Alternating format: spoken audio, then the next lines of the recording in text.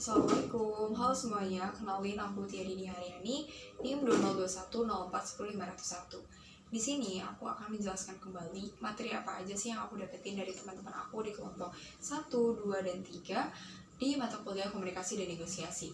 Yang pertama adalah materi inner power, kekuatan interpersonal.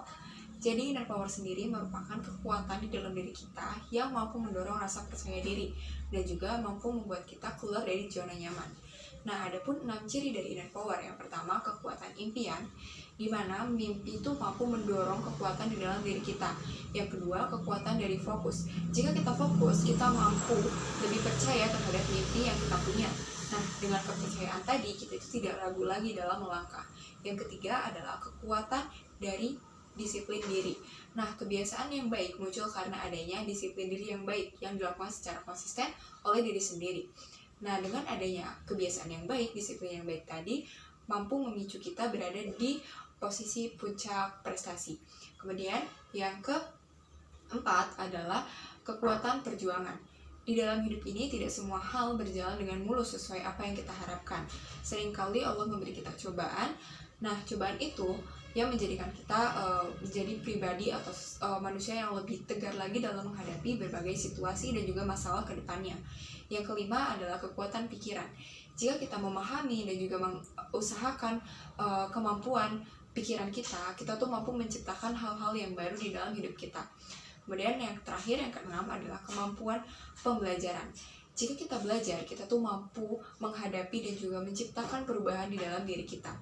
Kemudian ada beberapa tujuan dari mengenali inner power. Yang pertama, kita lebih mengenal diri sendiri. Yang kedua, kita tuh jadi tahu gitu nilai apa yang ada di dalam diri kita. Yang ketiga adalah kita mampu mengatasi masalah dengan berpegang pada prinsip yang kita punya. Yang keempat adalah menghargai keberagaman dan juga menolak kekerasan. Yang kelima adalah mampu mengenali atau kita tuh mampu mengenali akar persoalan. Yang keenam adalah mampu menyadari antara objek dan juga peristiwa yang sedang terjadi. Yang ketujuh adalah berpegang teguh pada pendirian. Nah, dan yang terakhir adalah kita tuh memiliki respon dan juga manajemen risiko yang baik. Kemudian ada pun faktor yang mempengaruhi inner power. Yang pertama adalah genetika, yaitu dari keturunan. Yang kedua adalah sebuah sugesti negatif di dalam diri kita. Contohnya misal kita tuh ngerasa nggak mampu gitu loh, kita tuh kayak nggak bisa gitu kan, padahal kita tuh mampu aja, kita tuh bisa aja. Nah, hal itulah yang menjadi penghambat kita untuk semangat. Jadi kita tuh kayak menghambat semangat dan juga menghambat kita untuk maju. Terus yang ketiga adalah takut melakukan hal baru gitu. Nah, ketakutan dan kecemasan akan kegagalan di sini tuh. Terus yang keempat adalah kecemasan dan juga depresi.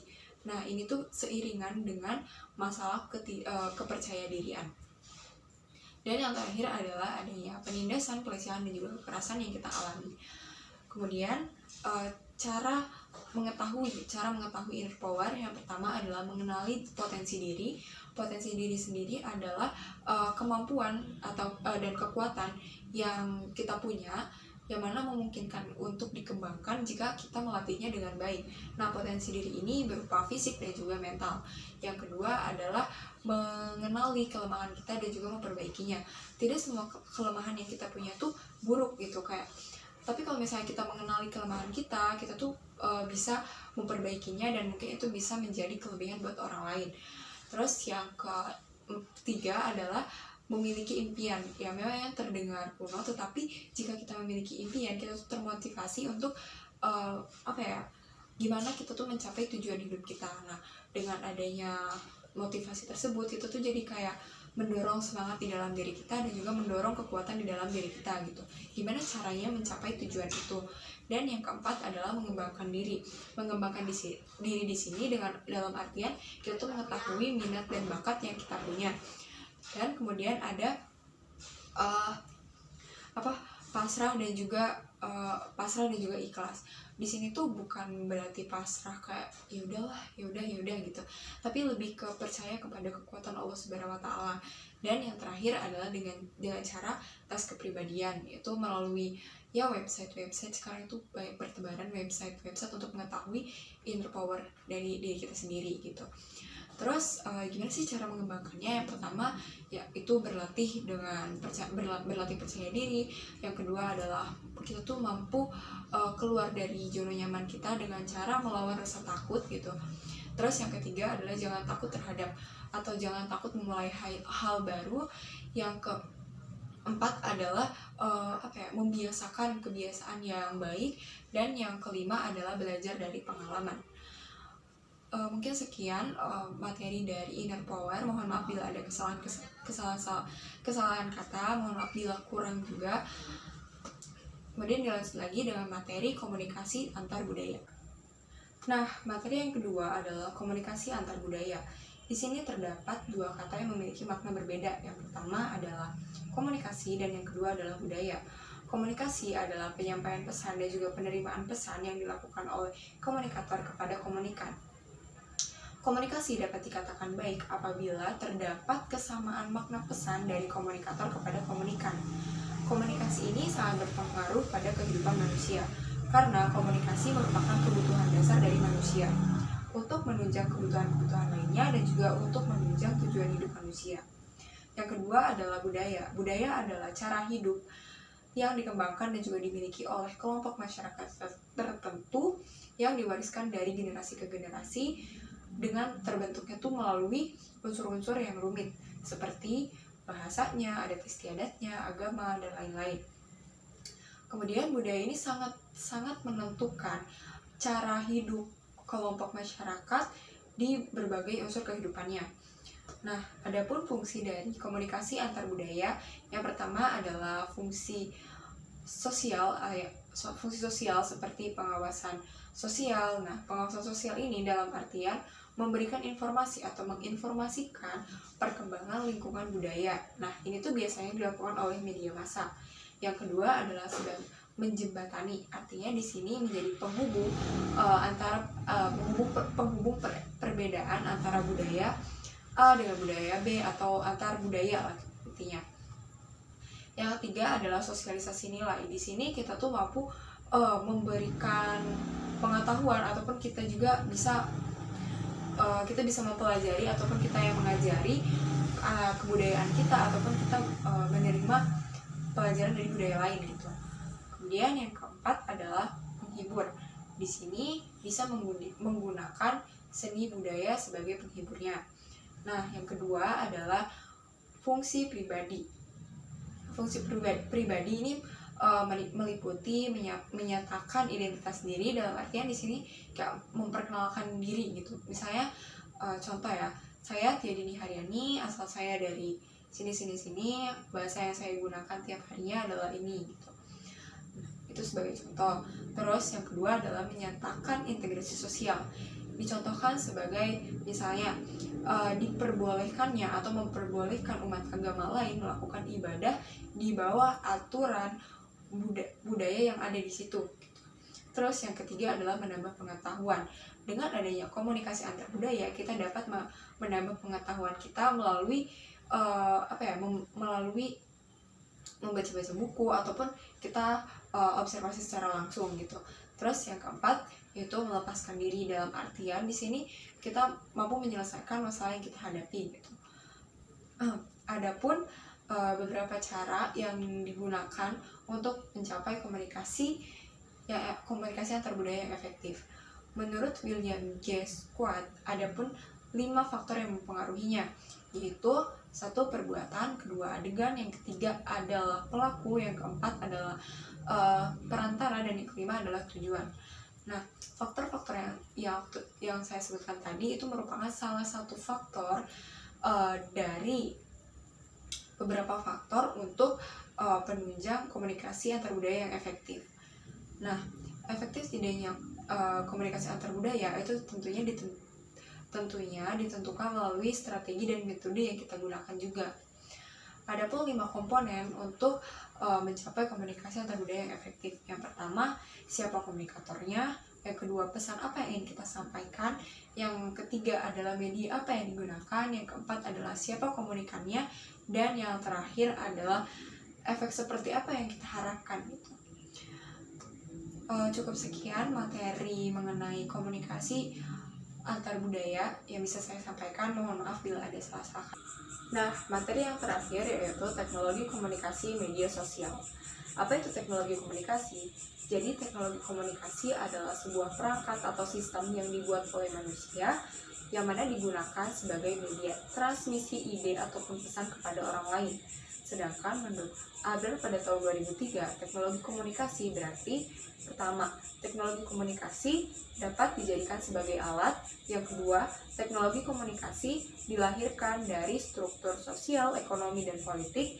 Yang ketiga, teknologi komunikasi membawa nilai dari struktur sosial, ekonomi, dan politik. Dan yang terakhir, teknologi komunikasi mampu meningkatkan indera pendengaran kita dan juga indera penglihatan kita. Adapun komponen-komponen yang harus diperhatikan oleh komunikator. Yang pertama, user dari teknologi komunikasi. Yang kedua adalah content of technology. Yang ketiga adalah riset dampak sosial. Kemudian, unsur-unsur dari teknologi komunikasi. Yang pertama adalah alat transmisi dan modulasi data. Yang kedua adalah data atau informasi. Yang ketiga adalah metode penyampaian pesan. Dan yang keempat adalah karakter. Kemudian media sosial. Apa itu media sosial? Media sosial adalah media online atau fasilitator yang digunakan antar pengguna untuk berkumpul, berbagi, dan berkomunikasi. Tetapi mereka juga tidak jarang atau terkadang melakukan kerjasama dan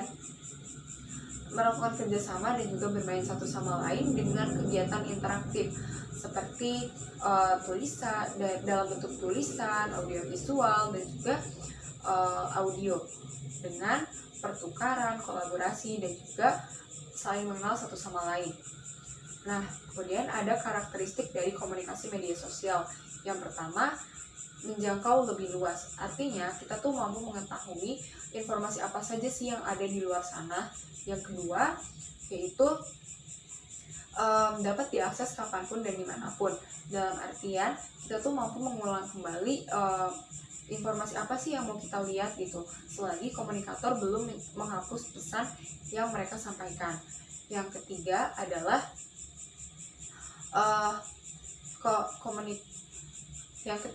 komunikator dapat menyampaikan pesannya secara bebas gitu.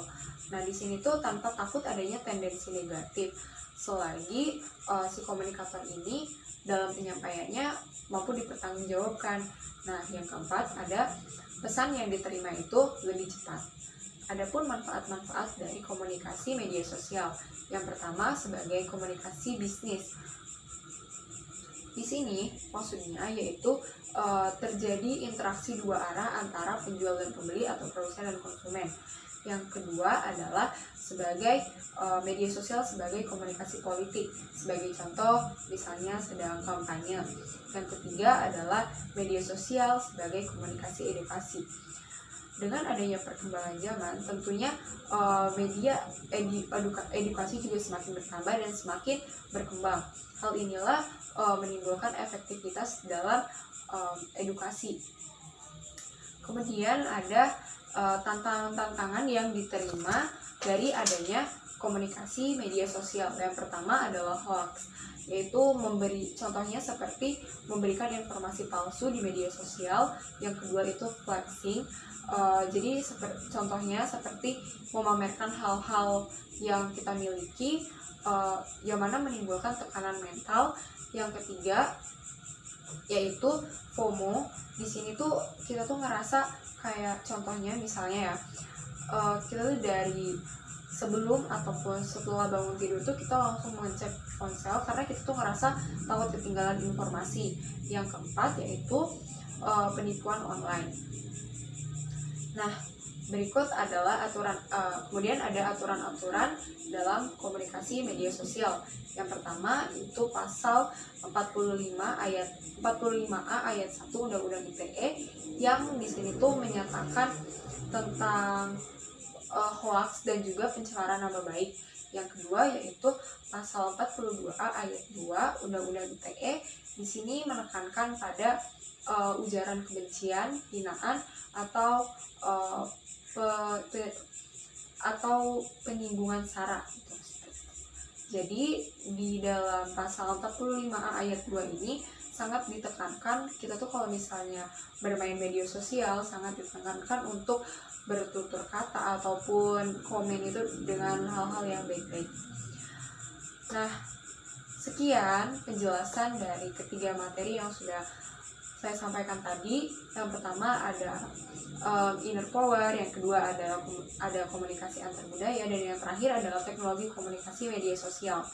Mohon maaf bila ada salah-salah kata, mohon maaf bila ada materi yang saya kelupaan atau ada yang kurang. Wassalamualaikum warahmatullahi wabarakatuh.